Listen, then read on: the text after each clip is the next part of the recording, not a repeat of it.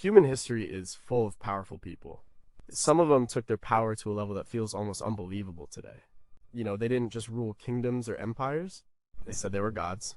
Not just chosen by gods, but actually divine themselves. Think about that for a minute. Imagine standing up and telling everyone you meet that you are a literal god. What kind of person does that? How do you even begin to convince millions of people? And why would people believe such a thing? It sounds like something out of a myth, but it happened. It happened often. For thousands of years, across different cultures and continents, rulers made this exact claim. In ancient Egypt, in Mesopotamia, in the vast Roman Empire, and even in the Americas, kings and queens declared themselves living deities. They had temples built for themselves. People offered them prayers and sacrifices. This wasn't just a quirky personal belief. It was a massive political tool. It helped them control their people, justify their wars, and keep their wealth. It makes you wonder, doesn't it? How much of this was true belief, either from the ruler or their subjects? Was it all just a calculated move to gain more power? Or did these rulers genuinely believe they were touched by the divine, or even a part of it? The lines between human, king, and God got really blurry. We are going to look at 19 of these remarkable rulers. These are people who truly believed, or at least convinced everyone else, that they were gods walking among us. We will travel from the earliest pharaohs along the Nile, through the grand emperors of Rome, and to the powerful Inca leaders in the Andes. Each story gives us a glimpse into a world where power, religion, and human ego mixed in incredible ways. It tells us something deep about how we see leadership and how we understand the divine. Let's explore how they managed this extraordinary feat and what it all meant for the people they ruled. Number 19 was the first pharaoh a god or just a man who unified a land. Narmer is a name tied to the very start of ancient Egypt. He is often seen as the first king who brought Upper and Lower Egypt together. This happened around 3100 BCE. We know about him mostly from the Narmer palette. This is a famous piece of carved stone. It shows him wearing the crowns of both Upper and Lower Egypt. On one side he wears the white crown, on the other he wears the red crown. This clearly tells a story of unification. But more than just being a strong leader, Narmer also embodied the god Horus. This was a core idea for pharaohs for nearly 3,000 years. The Narmer palette is not just art. It's a political statement. Dr. Toby Wilkinson, an Egyptologist, talks about this in his book, Early Dynastic Egypt. He explains how the palette shows Narmer dominating his enemies. It uses symbols that link him directly to the falcon god, Horus. Well, Horus was the god of kingship and the heavens. So Narmer was not just a king. He was the living Horus. This wasn't a future deification, it was a present one. He was literally seen as a god on earth. This idea started right at the beginning of the pharaonic system. The pharaoh wasn't just a representative of the gods, he was one of them. He was the divine link between the human world and the divine one. This belief was central to Egyptian society. The pharaoh's divinity ensured the stability of the cosmos. He made sure the sun rose, the Nile flooded, and life continued. His actions had cosmic consequences. So when Narmer unified Egypt, it was seen as a divine act, done by a divine being. He wasn't just a conqueror, he was the embodiment of order, bringing harmony to a chaotic world. The Narmer palette shows this in clear, powerful images. It set the stage for how all future pharaohs would claim their power and their divine status. They inherited this divine mantle from Narmer, and this concept of the living god king continued. Scholars like John Baines, in his work on Egyptian religion, discuss how this belief system was deeply embedded. It wasn't something people questioned, it was the fundamental truth of their world. Narmer laid the groundwork for this understanding. He was the first human to truly embrace the role of a living god, establishing a tradition that lasted for millennia. Why did people accept this so readily? Was it because the idea of a living god brought such order and stability to a turbulent time? Or was it something deeper, a basic human need to see the divine in their leaders? Shocking questions. Did Narmer truly believe he was a god, or was it a clever political strategy from the very start? If he was indeed seen as divine, did his subjects fear him more as a god, or respect him as a ruler? How much did this early claim to divinity shape the entire course of Egyptian civilization, making it resistant to change for so long? What if the Narmer palette showed something else entirely? Or in number 18, can a pyramid builder truly live forever in the divine? Djoser was a pharaoh from the 3rd dynasty of Egypt, ruling around 2670 BCE. He is famous for one very big reason: his step pyramid at Saqqara. This wasn't just any tomb. It was the world's first large stone building. It truly changed architecture forever. But more than that, it cemented Djoser's place not just as a king, but as a god. He didn't just rule, he transformed the idea of what a king could be. The step pyramid was designed by Imhotep, Djoser's vizier and architect. Imhotep himself was later deified as a god of medicine and wisdom. This connection further elevated Djoser. The pyramid wasn't just a burial place. It was a massive monument designed to help Djoser's Ka, his life force, ascend to the heavens and join the gods. It was a direct pathway to divinity. Dr. Mark Lehner, known for his work on the Giza pyramids, often points out that these monumental structures were not just about death. They were about life, rebirth, and eternal kingship. They were built to ensure the pharaoh's eternal divine rule. Djoser's step pyramid represents a huge leap in the pharaoh's divine claims. Before him, tombs were simpler, though still important, but this pyramid was like a mountain built by human hands. It showed his immense power. It also showed his direct connection to the divine. The pharaoh was considered a living god. He was the incarnation of Horus. After his death, he became associated with Osiris, the god of the afterlife. This cycle of divinity was crucial. Djoser's pyramid was a grand statement that this divinity was real and eternal. It was a physical representation of his journey to join the cosmic order. This project was huge. It required immense resources and organization. It showed Djoser's absolute authority. This authority came from his divine status. It wasn't just his power as a man. It was his power as a god that allowed such a feat. Historians like Aidan Dodson, who writes extensively on Egyptian royal tombs, explain how the very act of building these structures reinforced the pharaoh's divine role. They were proof of his special status. They were not just for the pharaoh. They were for the stability of Egypt itself. His divine rule ensured cosmic harmony. The step pyramid stands as a silent testament to Djoser's claim. It solidified the pharaoh's role as a living god. It changed the landscape and the mindset of ancient Egypt. It told everyone that their ruler was more than human. Shocking questions: did Imhotep truly believe Djoser was a god, or was he a brilliant engineer serving a powerful ruler? How did the immense cost and effort of building the step pyramid impact the daily lives of ordinary Egyptians who likely worked on it? If Djoser was seen as a living god, why did he still need such a grand structure to ensure his afterlife? What secrets does the untouched core of the pyramid still hold about ancient beliefs? Number 17. Does changing religion make a king a god? Akhenaten was an Egyptian pharaoh who ruled from roughly 1353 to 1336 BCE during the 18th dynasty. He is one of the most talked about figures in ancient history. That's because he did something truly radical. He tried to change Egypt's entire religion. Egypt had many gods, but Akhenaten pushed for the worship of just one Aten, the sun disk, and he placed himself and his family at the very center of this new religion. Before Akhenaten, pharaohs were gods. They were Horus in life and Osiris in death. But they shared the divine stage with a huge pantheon of other gods like Amun-Ra, Isis, and Ptah. Akhenaten changed this. He declared Aten to be the sole universal god, and Akhenaten, was Aten's only prophet and son. His wife Nefertiti and his daughters also played divine roles. This wasn't just a political claim. It was a complete religious revolution. Dr. Barry Kemp, in his book The Amarna Letters, details how Akhenaten shut down the temples of other gods. He moved the capital to a new city called Akhetaten, Horizon of Aten. He defaced the names of old gods, especially Amun. Akhenaten essentially made himself and Aten almost inseparable. You couldn't worship Aten without going through Akhenaten. He was the only one who truly understood Aten. The art from this period shows Akhenaten and Nefertiti receiving blessings directly from the Aten, represented by a sun disk with rays ending in hands. These hands often held an Ankh, the symbol of life, to their faces. This emphasized their unique divine connection. They were the intermediaries. They were almost part of Aten themselves. This was a massive shift. It wasn't just saying, I am a god.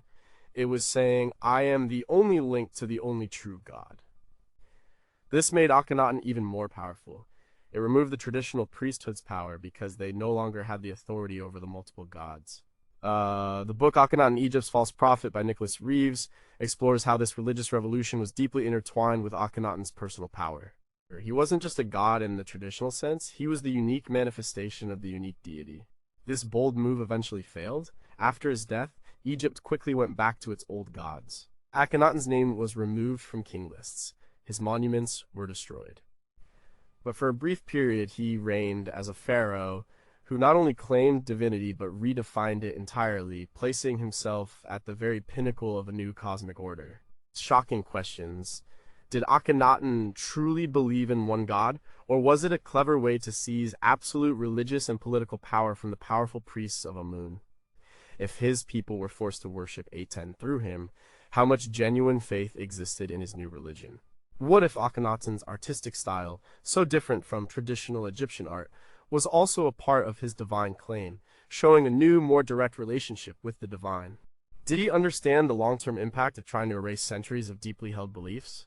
Number 16. How grand can a pharaoh get before he becomes a living deity? Ramesses II, who ruled Egypt for an incredible 66 years from 1279 to 1213 BCE, is often called Ramesses the Great.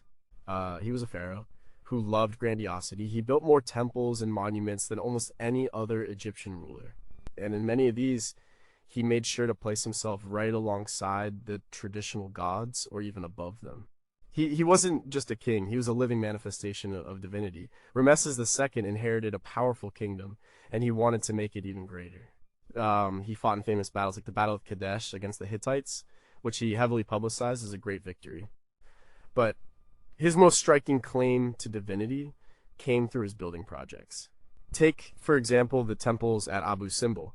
These colossal temples, carved into a rock face, are truly awe-inspiring. 4 massive statues of Ramesses. The second sit at the entrance of the Great Temple. Inside, he is depicted worshipping himself, or sitting among the gods like Ra-Harakti, Amun, and Ptah. This wasn't subtle, it was a direct statement. Ramesses II was a god in his own right. Dr. Kenneth Kitchen, in his detailed works on Ramesside Egypt, highlights how Ramesses II actively promoted his own divine cult. He called himself Usermatra Setapenra, which means the justice of Ra is powerful, chosen of Ra. This directly linked him to the supreme sun, god Ra. He also adopted the title, Son of Ra. This was a common pharaonic title, but Ramesses took it further. He had himself depicted at the same scale as the gods, or even larger. This was a clear message to his people and to the world. He was not just favored by the gods, he was a part of them. His numerous statues, some reaching 60 feet high, were not just decorations. They were objects of worship. People would offer prayers and sacrifices to these statues. This was a form of imperial cult centuries before the Romans made it popular. It blended the traditional pharaonic concept of the living Horus with a more personal deification. Ramesses essentially made himself a god to be worshipped in the same breath as the ancient deities of Egypt. The scale of his monuments and the sheer volume of his self-promotion ensured that his divine claim was inescapable. He left no doubt in anyone's mind about his place in the cosmic order. He was a god king, alive and ruling, with power unmatched by any mortal. The shocking questions: did Ramesses II genuinely believe he was a god, or was his self-deification a strategic tool to maintain power over a vast empire for so long? How did the average Egyptian feel about worshipping their living pharaoh alongside ancient gods like Osiris and Isis? If he was a god, why did he need such massive armies and engage in such extensive political maneuvering? Could his long reign have been possible without this divine self-promotion, or was it absolutely essential? Number 15. Who was the first mortal to wear the horns of divinity? Naram-Sin ruled the Akkadian Empire around 2254 to 2218 BCE. He was the grandson of Sargon the Great, who founded the empire. Naram-Sin achieved something truly unique for his time in Mesopotamia. He was the first Mesopotamian ruler to explicitly declare himself a god while he was still alive. This was a huge break from tradition. Before him, kings might have been favored by gods, or seen as priests, but never gods themselves. The Akkadian Empire was vast for its time. It stretched across much of Mesopotamia. Naram-Sin was a very successful military leader. He expanded the empire and fought many battles. His military victories seem to have fueled his divine ambitions. After a particularly important victory against a coalition of enemies, he took on new titles. He called himself King of the Four Quarters of the World, a claim of universal dominion. But more strikingly, he adopted the title God of Akkad. His most famous artifact, the Victory Stele of Naram-Sin, shows this divine claim clearly. On the stele, Naram-Sin is depicted wearing a horned helmet. This helmet was traditionally reserved for deities. He also stands much taller than everyone else, towering over his defeated enemies, and he looks up towards divine symbols in the sky, showing his direct connection to the heavens. Dr. Mark van de Meerup, a leading scholar of ancient Mesopotamia, discusses this in his book, A History of the Ancient Near East. He explains how Naram-Sin's actions marked a significant shift in Mesopotamian kingship. It moved from a kingship sanctioned by the gods to one where the king was himself divine. This wasn't just a symbolic claim. Naram-Sin had temples built to himself. People offered sacrifices and prayers to him. His name was written with the cuneiform sign for God Dinger. This was a clear and direct assertion of his divinity. It was meant to elevate his status far above any previous ruler. He used this divine claim to centralize power. It justified his absolute authority over his vast empire. It made him not just a political leader, but also the ultimate religious authority. Naram-Sin's reign was very successful for a while, but after his death, the Akkadian Empire faced decline and collapse. Some later Mesopotamians saw this as divine punishment for his arrogance in claiming godhood. However, the precedent was set. He was the first to cross that line, permanently changing the nature of kingship in the region. Shocking questions: did Naram-Sin's subjects truly believe he was a god, or did they simply fear his immense power? How much did this unprecedented claim contribute to the eventual collapse of the Akkadian Empire, as some ancient texts suggest? Was his wearing of the horned helmet a genuine expression of his divine belief, or a brilliant piece of propaganda? What unknown texts might still exist that could shed more light on the everyday impact of a living god-king in Mesopotamia? Number 14. What happens when a king decides he is perfect and divine? Shulgi was the second king of the third dynasty of Ur, often called Ur III. He ruled Mesopotamia for an exceptionally long period, from around 2094 to 2047 BCE. He was a very capable ruler. He reformed the administration, standardized weights and measures, and strengthened the military. But like Naram-Sin before him, Shulgi also took the extraordinary step of declaring himself a god during his lifetime. This move solidified a new type of kingship in Mesopotamia. Shulgi promoted a strong cultural and literary revival. Many hymns and texts from his reign still exist today. These texts are a key source for understanding his divine claims. In many of these royal hymns, Shulgi is praised not just as a wise or strong ruler, but as a divine being. He is compared to various gods and even said to be their equal. He styled himself as the Divine Shulgi. Professor Piotr Michalowski, a renowned Sumerologist, has studied these texts extensively. He points out how Shulgi's hymns are filled with divine epithets and claims of cosmic authority. Shulgi had temples and cults dedicated to him. People would make offerings and pray to him. His divine status was not merely a title. It was a lived reality for his subjects. He was seen as a source of justice, prosperity, and order. His long and stable reign helped reinforce this image. If the land prospered under a divine king, it made sense to accept his divinity. His name was written with the divine determinative, Dingir, just like the names of the traditional gods. This was a clear indicator of his status. His divinity was also linked to his perceived perfection. The royal hymns often describe him as supremely intelligent, an excellent musician, a skilled warrior, and a wise administrator. This idea of the perfect king merged with his divine claim. He wasn't just a god because he said so.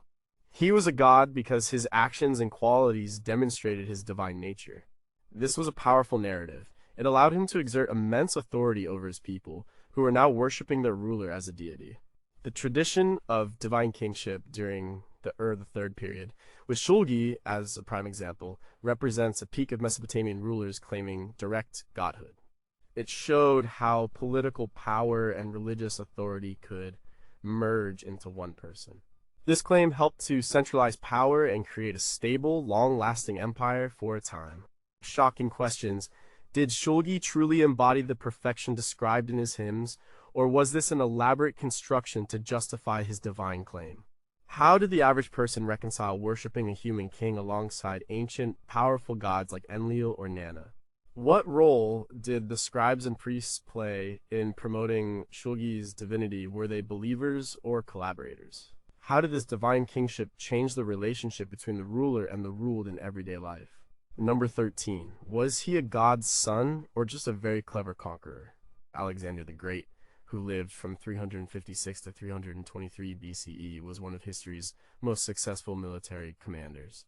He built an empire that stretched from Greece to India in a little over a decade.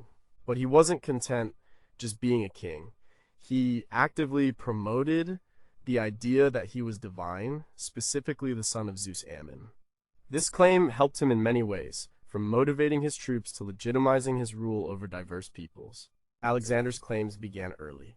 His mother, Olympias, famously suggested his father was not King Philip II of Macedon, but Zeus himself. This myth was a powerful foundation, but it was during his campaigns that Alexander really pushed his divine status. And 331 BCE, he visited the Oracle of Ammon at Siwa Oasis in Egypt. The oracle reportedly hailed him as the son of Zeus Ammon. This was a turning point. From then on, Alexander began to act more like a god. He demanded proskynesis, a form of ritual prostration, from his Greek and Macedonian followers. This was usually reserved for deities or Persian kings. Historians like Robin Lane Fox, in his book Alexander the Great, describe how Alexander cultivated this divine image. He dressed in Persian attire. He adopted some Persian court customs. He encouraged people to believe in his divine parentage. For Egyptians, he was a pharaoh, embodying the living god. For the Greeks, he was a hero born of a god, like Achilles or Heracles, but taken to an even higher level. He wasn't just a great general, he was a cosmic figure. This had practical benefits. It elevated him above his Macedonian generals, many of whom were older and felt they were his equals. It gave him immense authority over the newly conquered Persian Empire. They were used to divine kings. For his soldiers, believing their leader was a son of Zeus might have given them extra courage and loyalty. It made his conquest seem divinely ordained. After his death, Alexander was formally deified. His successors, the Hellenistic kings, continued this tradition. They established ruler cults, heavily influenced by Alexander's example. But Alexander was unique in actively promoting his divinity during his lifetime, using it as a direct tool for governance and conquest. He walked the line between man and God, making it very hard for his contemporaries to tell where one ended and the other began. Shocking questions. Did Alexander genuinely believe he was the son of Zeus? Or was this an incredibly effective propaganda tactic for a young, ambitious king? How did his Macedonian generals, many of whom were skeptical, truly feel about being forced to treat their king as a god? If his divinity was so powerful, why did his empire fall apart so quickly after his death?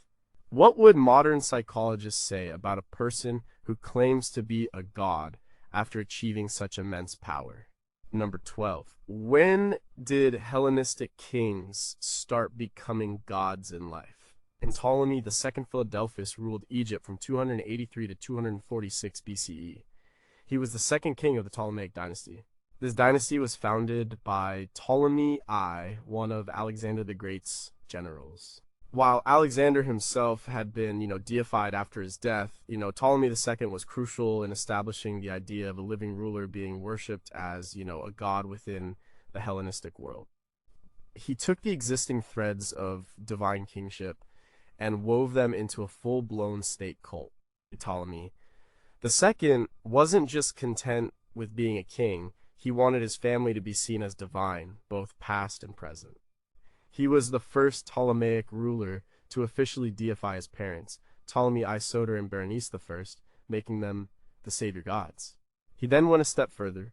He declared himself and his sister wife, Arsinoe II, the sibling-loving gods, Theoi Philadelphoi. This wasn't just a title, it was a formal deification during their lifetimes. They were worshipped alongside traditional Greek and Egyptian deities. Historians like R.S. Bagnall, who writes on Hellenistic ruler cults, explain how this was a complex blend of traditions. The Egyptians were used to pharaohs being living gods. The Greeks were more accustomed to posthumous deification for heroes or gods being born of human divine unions. Ptolemy The second cleverly combined these. He drew on the pharaonic tradition for his Egyptian subjects. For his Greek subjects, he presented his family as a new divine dynasty, drawing on Alexander's precedent and elevating them to heroic, then divine, status. This deification was promoted through elaborate festivals, cultic rituals, and public statues. The Ptolemaic festival, for instance, rivaled the Olympic Games in its grandeur. It celebrated the divine Ptolemaic house. These actions were not just religious. They were intensely political. By making himself and his family gods, Ptolemy II secured his dynasty's legitimacy. It elevated them above other Hellenistic rulers who were constantly vying for power. It solidified their control over Egypt and its resources. Ptolemy II's actions set a lasting precedent for the Ptolemaic dynasty. All subsequent Ptolemaic rulers, including the famous Cleopatra VII, inherited and maintained this tradition of living divinity. They were not just kings and queens. They were literally gods on earth, bridging the gap between two ancient cultures and establishing a unique form of divine rule that lasted for centuries. Shocking questions. Did the Greek population of Alexandria truly believe Ptolemy II and Arsinoe II were gods, or was it a pragmatic acceptance of their rulers' claims? How much did the merging of Egyptian and Greek religious ideas dilute or strengthen the concept of divine kingship? What psychological impact did being declared a living god have on Ptolemy II himself and his family? If their divinity was so clear, why was there so much political intrigue and assassination within the Ptolemaic family? Number 11. Could a queen truly be the living image of Isis? Cleopatra VII, ruling from 51 to 30 BCE, was the last pharaoh of Egypt. She was a Ptolemaic queen, meaning she came from a Greek dynasty, but she embraced Egyptian culture and its traditions of divine kingship more than many of her ancestors. She actively presented herself as a living goddess, specifically identifying herself with the powerful Egyptian goddess Isis. This was a crucial part of her strategy to legitimize her rule and maintain Egypt's independence. The Ptolemaic dynasty already had a strong tradition of ruler cults and deified kings and queens. Cleopatra built on this. She was fluent in Egyptian, the first of her dynasty to truly master the language. She took part in Egyptian religious rituals. Her portrayal in art and coinage often showed her with symbols of Isis, like the sun disk and cow horns. She was called the new Isis or the young Isis. Dr. Joanne Fletcher, an Egyptologist, often discusses Cleopatra's deliberate use of Egyptian traditions to solidify her power. This was not just for her Egyptian subjects, it was a message to the wider Hellenistic world, and crucially, to Rome. But Isis was an incredibly popular goddess associated with magic, motherhood, and rebirth. By identifying herself with Isis, Cleopatra tapped into a deeply held religious belief. It wasn't just a political title, it meant she was a divine being, a bringer of order and prosperity, and a protector of her people. This made her rule sacred. It gave her an authority that went beyond mere royal lineage. She was worshipped in temples alongside traditional gods. Her relationships with powerful Roman figures, first Julius Caesar and then Mark Antony, were also intertwined with her divine status. When she met Caesar, she presented herself as the embodiment of Egypt, a divine queen. Later, with Antony, they styled themselves as Dionysus and Isis, a divine pair. This added a layer of cosmic destiny to their alliance. It suggested their union was not just political, but divinely ordained. Plutarch, a Greek biographer, wrote about her cunning and charisma. He noted how she used her allure and intellect, but also her divine persona, to influence powerful men. Cleopatra's claim to divinity was a powerful tool in a dangerous political landscape. It allowed her to rule a vibrant, independent Egypt for a time. She truly believed, or wanted others to believe, that she was the living goddess Isis, ruling not just by birthright, but by divine right and presence. But her defeat by Octavian Augustus and subsequent suicide marked the end of both her divine reign and Egypt's independence. Shocking questions: did Cleopatra truly see herself as Isis reincarnated, or was it a brilliant performance for political survival? How much did her identification with Isis truly resonate with the average Egyptian, especially those who still remembered the Ptolemaic dynasty's Greek origins? If she was a living goddess, why couldn't she ultimately defeat the Roman Empire? What personal struggles did she face while trying to maintain this divine persona in such tumultuous times? Number 10. How did a republic's founder become a god, even if only after death? Augustus, who lived from 63 BCE to 14 CE, was the first Roman emperor.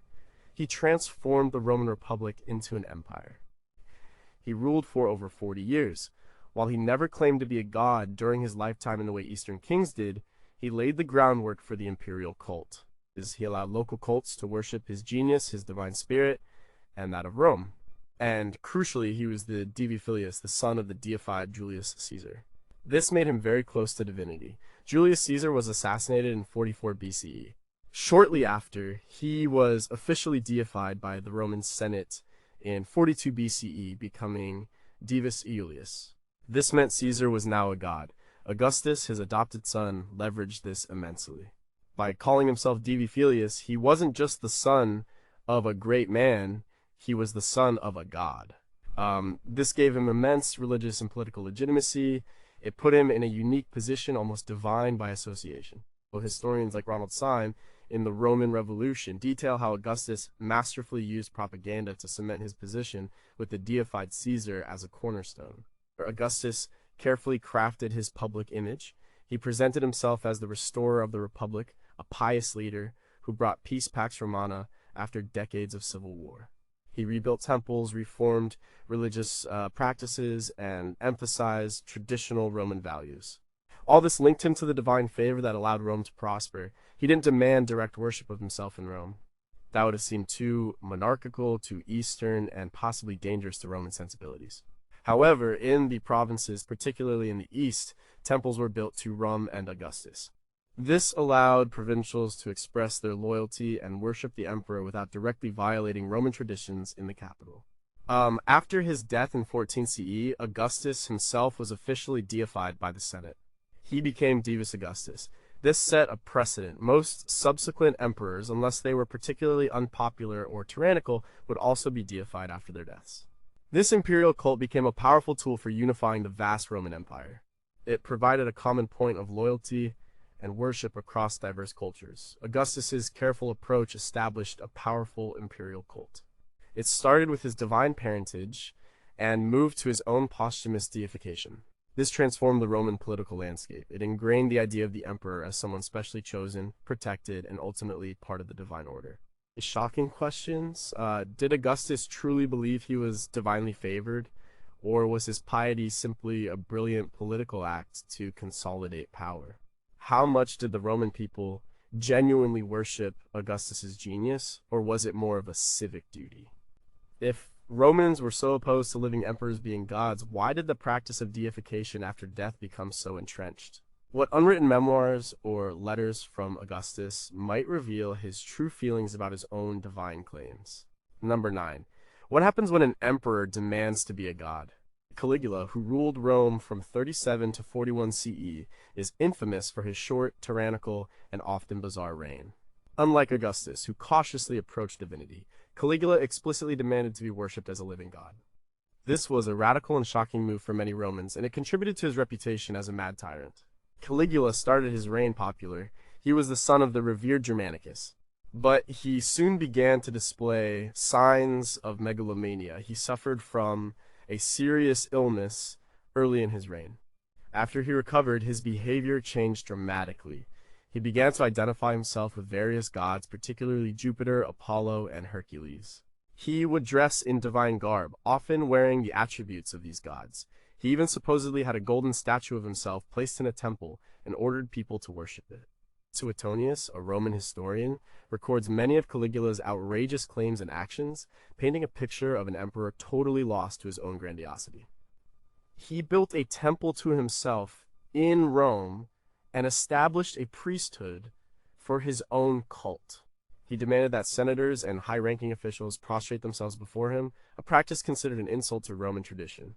He even had a bridge built to connect his palace with the temple of Jupiter on the Capitoline Hill, suggesting he could walk among the gods.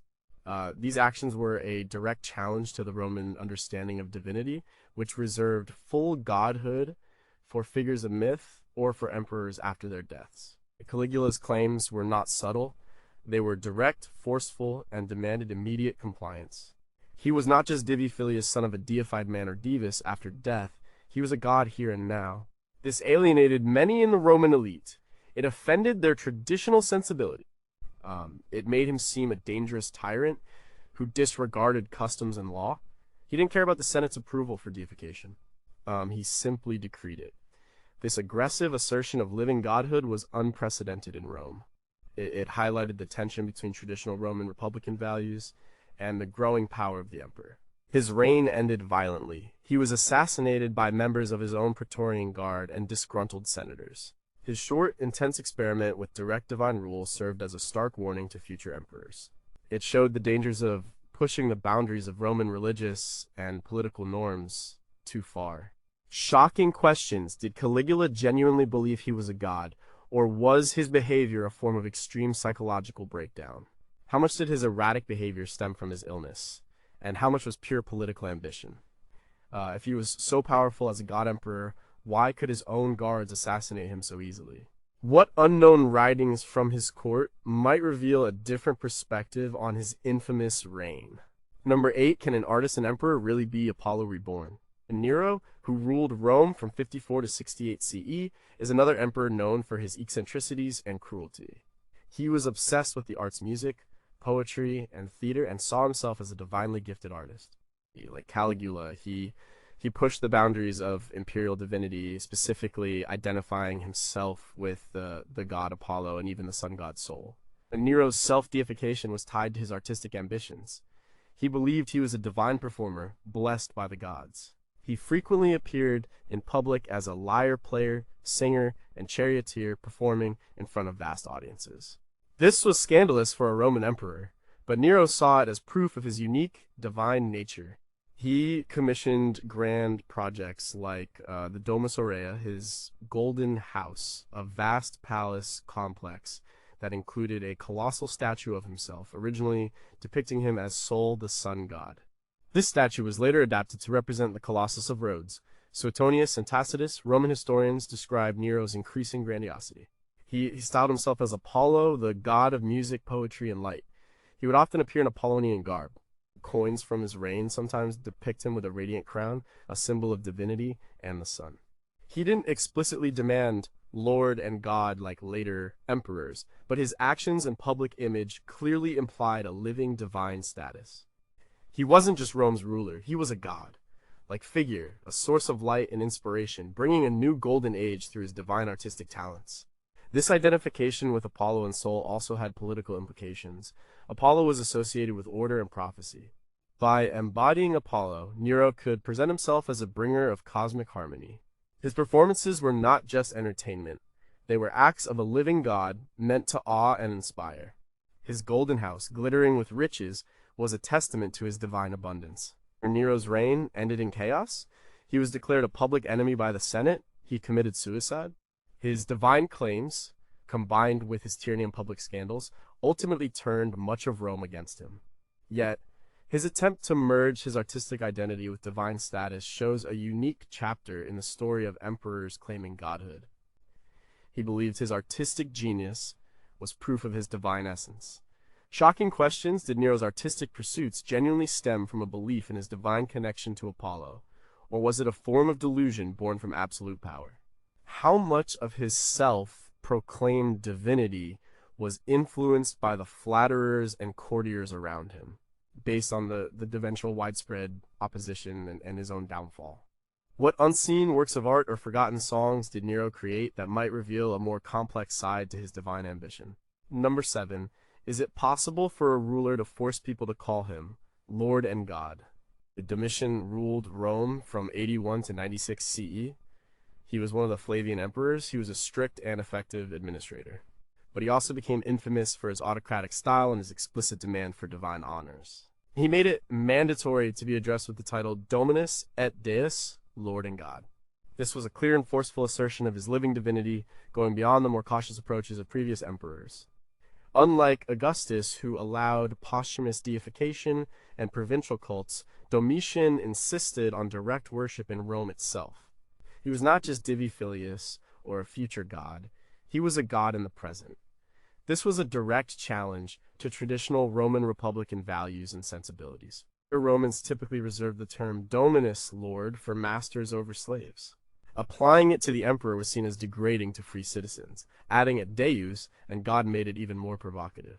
Cassius Dio, a Roman historian, explicitly mentions Domitian's demand for this title. It was not a casual honor. It was a formal address required in official correspondence and public discourse. This was a clear sign of Domitian's imperial ideology. He wanted to elevate the emperor's position to an unchallengeable divine status. This allowed him to rule with absolute authority, silencing any dissent. He saw himself as a living manifestation of divine will, and he expected everyone else to see it that way too. Domitian built and restored many temples, including a temple to Jupiter Capitolinus, but he also promoted his own divine cult. He frequently used divine imagery on his coins. He often associated himself with Jupiter, the king of the gods. He even sometimes wore divine robes. His palace was built to reflect his divine status.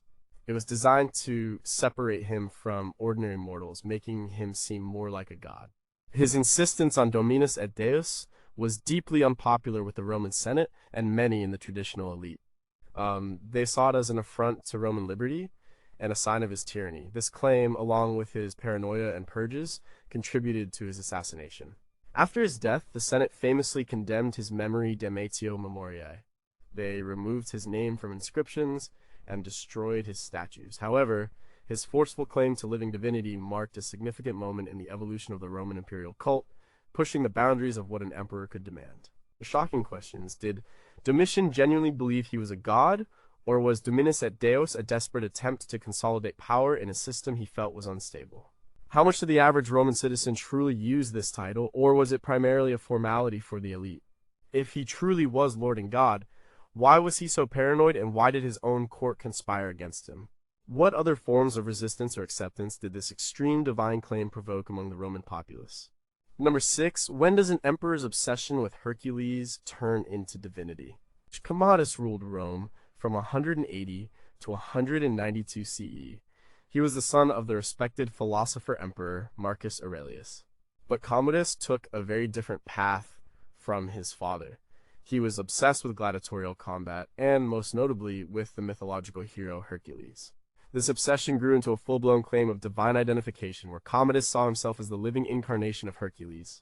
Commodus didn't just admire Hercules, he believed he was Hercules, or at least a new manifestation of him. He appeared in public dressed as Hercules, wearing a lion's skin and carrying a club. He fought in the arena as a gladiator, sometimes killing exotic animals or even gladiators. This was shocking and disgraceful for a Roman emperor, but Commodus saw it as embodying the strength and divine nature of Hercules. Historians like Herodian, who lived through Commodus's reign, describe these antics in detail. They show an emperor who increasingly lost touch with reality, driven by his divine delusions. His statues depicted him as Hercules. The most famous example is the bust where he wears the lion skin over his head. Coins from his reign also showed him with Hercules' attributes. He changed the name of Rome itself to Colonia Commodiana and renamed the months after himself and his titles, including Hercules. He even commissioned a colossal statue of himself as Hercules, planning to have it erected where the Colossus of Nero once stood. This was not just imperial propaganda, it was a personal belief and a public demand for divine worship. Commodus's identification with Hercules wasn't a subtle hint at divine favor. It was a literal claim to embody a demigod. Hercules was a hero who achieved divinity through his labors and strength. Commodus wanted to follow that path, believing his own strength and gladiatorial prowess proved his divine connection. He saw himself as performing the labors of a new golden age. He demanded worship for this divine persona. This extreme behavior alienated the Senate, the army, and the Roman people. His reign was marked by paranoia and tyranny, culminating in his assassination. His attempts to literally become Hercules, a popular and powerful figure, ultimately failed to secure his rule. Instead, it contributed to his downfall and his condemnation by the Senate, who removed his name and destroyed his statues after his death. His story is a powerful example of how personal obsessions can merge with divine claims, with disastrous results for both the ruler and the empire. Shocking questions. Did Commodus's mother or father ever try to curb his extreme identification with Hercules, or did they simply indulge him? How much did the Roman populace genuinely fear or respect him as a living Hercules, or did they mostly see him as a buffoon? If he truly believed he was Hercules, did he ever try to perform labors that would benefit the Roman Empire beyond simple gladiatorial spectacles? What could have driven such a powerful emperor to such a bizarre and self-destructive path of divine identity? Number 5. How did a soldier emperor make himself an unreachable divine figure? Diocletian ruled the Roman Empire from 284 to 305 CE. He was a military man who rose through the ranks. He is known for saving the Roman Empire from collapse and establishing the Tetrarchy, a system of 4 co-emperors. But he also profoundly transformed the nature of imperial power. He created a system where the emperor was distant, absolute, and undeniably divine. He revived and solidified the Dominus et Deus title, making the emperor an unapproachable god on earth. The Roman Empire in the late 3rd century was in crisis. Diocletian believed that a strong, unified, and divinely sanctioned authority was needed to restore order. He ended the Principate, where the emperor was theoretically the first citizen. He started the Dominate, an openly autocratic system. He took on the title Dominus et Deus, making it a standard address for the emperor. He presented himself as Jupiter's chosen one. His co-emperor, Maximian, was identified with Hercules. This gave a divine foundation to the entire Tetrarchy. Diocletian introduced elaborate court ceremonies. These were meant to emphasize the emperor's divine status and separate him from ordinary mortals. Subjects had to prostrate themselves before him, kissing the hem of his robe. He wore expensive, jewel-encrusted robes, a golden diadem, and elaborate footwear, all designed to set him apart. He rarely appeared in public without these trappings of divinity. This was a deliberate policy called sacred inaccessibility. Scholars, like Peter Brown, who writes on late antiquity, highlight how these rituals were crucial for establishing the emperor's transcendent authority. The purpose of these changes was clear. The emperor was not just a powerful man. He was a living god, a direct link to the divine power that governed the cosmos. His word was law because it was divinely inspired. This helped to stabilize the empire after decades of civil war and weak emperors. It gave the emperor unchallengeable authority, which was vital for his reforms and for protecting the empire's borders. Diocletian's system of divine kingship had a lasting impact. Although Christianity would eventually challenge and then replace the pagan imperial cult, the idea of a ruler's divine right continued in different forms. Diocletian truly re-engineered the Roman emperor's role, making him a formal god on earth, distant and supreme.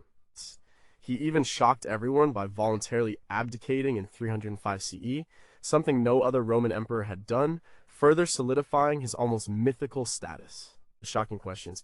Did Diocletian, a pragmatic soldier, truly believe in his own divinity, or was it a cold, calculated strategy to save the Roman Empire? How did the average Roman soldier, who served under him, reconcile fighting for a general who demanded to be called Lord and God? If his divine rule was so strong, why did the Tetrarchy eventually fall apart after his abdication? What would have happened to the Roman Empire if Diocletian had never implemented his extreme divine and autocratic reforms? Number 4. Does a divine ancestor make a human ruler a god? That Emperor Jimmu is the legendary first emperor of Japan. He is said to have founded Japan in 660 BCE. This date is traditionally marked as the beginning of the Japanese imperial line. The core of his divine claim, and that of all subsequent Japanese emperors, comes from his direct lineage to the sun goddess Amaterasu Omikami. This makes the Japanese imperial family unique. Their divinity is not a personal claim made by one emperor. It is an inherent quality of the entire imperial line passed down through generations. According to Japanese mythology, recorded in ancient texts like the Kojiki Record of Ancient Matters and Nihon Shoki Chronicles of Japan, Amaterasu sent her grandson, Ninigi no Mikoto, down to earth to rule. She gave him sacred objects, a mirror, a jewel, and a sword. These became the imperial regalia of Japan. Jimmu is described as a direct descendant of Ninigi, and thus directly related to Amaterasu herself. This divine ancestry made him, and every emperor after him, a living god.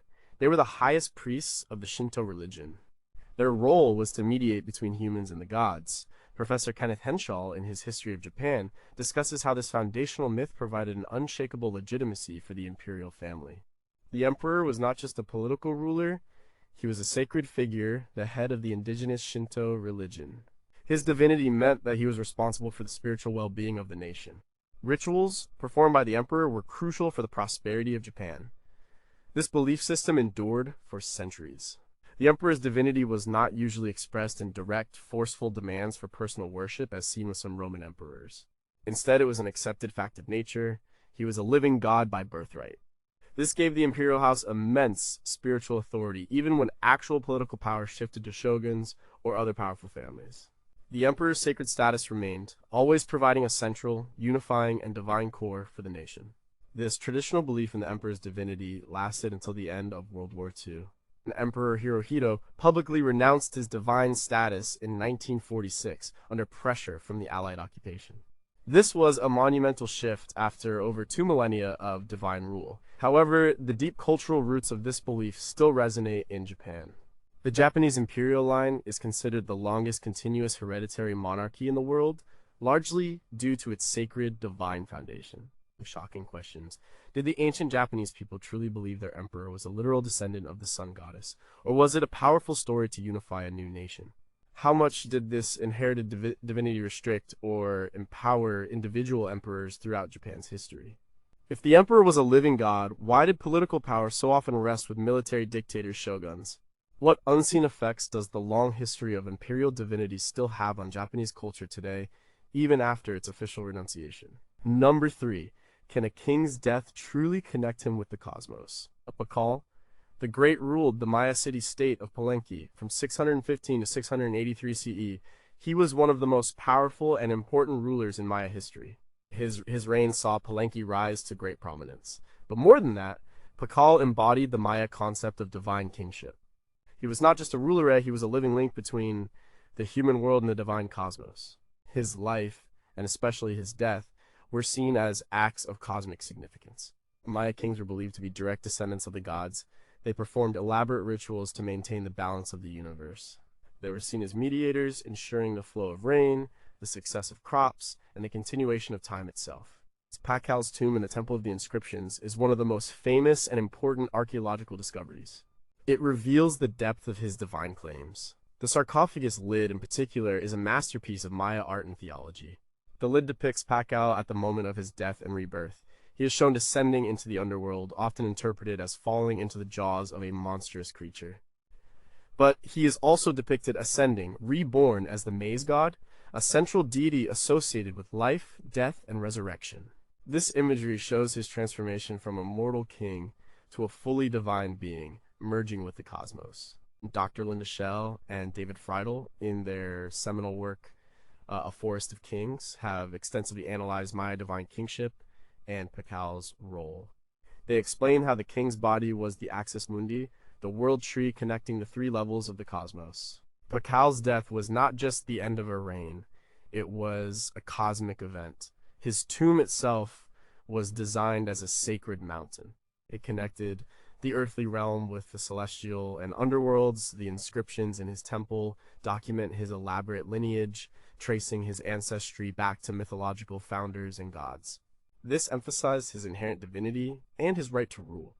He performed bloodletting rituals and other sacred acts, which were believed to nourish the gods and ensure the well-being of his people. The life and death of Pakal the Great show a form of divine kingship where the ruler's very existence was interwoven with the fabric of the universe. He was a human who was simultaneously a god, a mediator, and a cosmic force. His reign and monuments continue to stand as powerful testaments to the complex and profound claims of Maya divine rulers. Shocking questions. Did Pakal the Great genuinely believe he would be reborn as the maize god, or was this an elaborate ritual to secure his eternal legacy and the power of his lineage? How much did the Maya people truly understand the complex cosmic theology surrounding their king, or was it simply accepted? If the king's divinity was so crucial for cosmic balance, what happened when a king died unexpectedly or was overthrown? What other undiscovered Maya tombs might hold even more profound insights into their ruler's divine claims? Number 2. If a king is the sun god's son, what does that mean for his people? Pachacuti, whose name means earth shaker, was the 9th Sapa Inca emperor of the Inca Empire. He ruled from around 1438 to 1471 CE.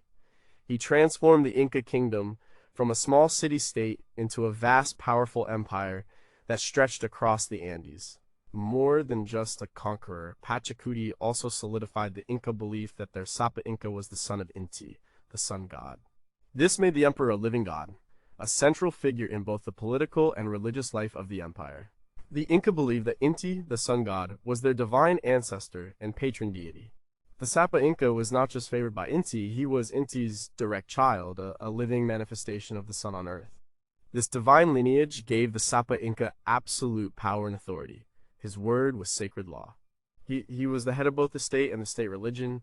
This system of divine kingship was fundamental to Inca society. Pedro de Chiesa de Leon, an early Spanish chronicler, documented many aspects of Inca life and beliefs, including their reverence for the Sapa Inca. Pachacuti himself played a key role in expanding and formalizing this divine claim.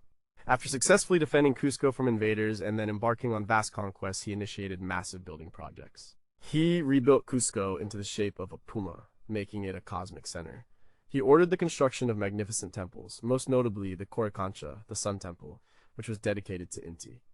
These projects glorified the sun god and, by extension, his divine son, the Sapa Inca. As the son of Inti, the Sapa Inca was responsible for the well-being of his people. He presided over important religious ceremonies, ensuring good harvests and prosperity. His physical presence was sacred. He lived in immense luxury, rarely appearing to commoners. When he did, he was carried on a litter. His clothes and possessions were treated with extreme reverence. After his death, his body was mummified and treated as if he were still alive. His mummy, called a malki, would be consulted for advice and would even participate in ceremonies, further reinforcing his eternal divinity. The Inca system of divine kingship, perfected under Pachacuti, created an incredibly centralized and stable empire for a time. It fused religion and politics completely. The Sapa Inca was the ultimate authority, a living god whose existence guaranteed the order and prosperity of the Inca world. And shocking questions. Did Pachacuti truly believe he was the literal son of the sun god, Inti, or was it a genius strategy to unify a sprawling, diverse empire? How did the conquered peoples, with their own gods, reconcile the Sapa Inca's divine claim? If the Sapa Inca was a living god, why did the Inca Empire fall so quickly to a small band of Spanish conquistadors? What oral traditions or forgotten rituals might reveal a more nuanced understanding of the Sapa Inca's divinity? Number 1. Did the first emperor seek immortality because he felt like a god? Qin Shi Huang, who ruled from 221 to 210 BCE, was the first emperor of a unified China. He ended centuries of warring states. He truly believed he was divinely ordained to rule, all under heaven. While Chinese emperors were traditionally called Son of Heaven and held a divine mandate, Qin Shi Huang pushed this idea to an extreme. He sought not just to rule for life, but for eternity, showing a profound self-perception of his own elevated, almost divine status. The title Son of Heaven Tianzi meant the emperor was chosen by heaven to rule. He was seen as a link between heaven and earth, but Qin Shi Huang didn't just accept this mandate. He saw himself as a cosmic ruler, the very center of the universe. He combined the titles for legendary sage kings and mythological emperors to create his new title, Huangdi Emperor. This title suggested a status far beyond any previous king. He was the first emperor, a truly unique figure. And Qin Shi Huang's quest for immortality is legendary. He sent expeditions to find elixirs of life. He consumed mercury pills, ironically shortening his life. His massive tomb complex, guarded by the Terracotta Army, is a testament to his desire for eternal rule and cosmic power. He wanted to continue his reign in the afterlife. This wasn't just a fear of death. It was a belief that his cosmic role demanded an eternal existence. The historian Sima Qian, writing in the Records of the Grand Historian, details Qin Shi Huang's obsessive search for immortality and his grand vision for his eternal empire. The Terracotta Army, with its thousands of life-size soldiers, chariots, and horses, was meant to protect him in the afterlife. His tomb also contained a vast, detailed map of his empire, complete with rivers of mercury representing the Yellow and Yangtze rivers. This shows his desire to govern the world even after death. This was a profound claim to an eternal, divine sovereignty over all creation. His rule was absolute. He standardized weights, measures, currency, and writing. He connected existing walls into what would become the Great Wall. These monumental projects were not just practical. They were expressions of his cosmic authority, shaping the world to his divine will.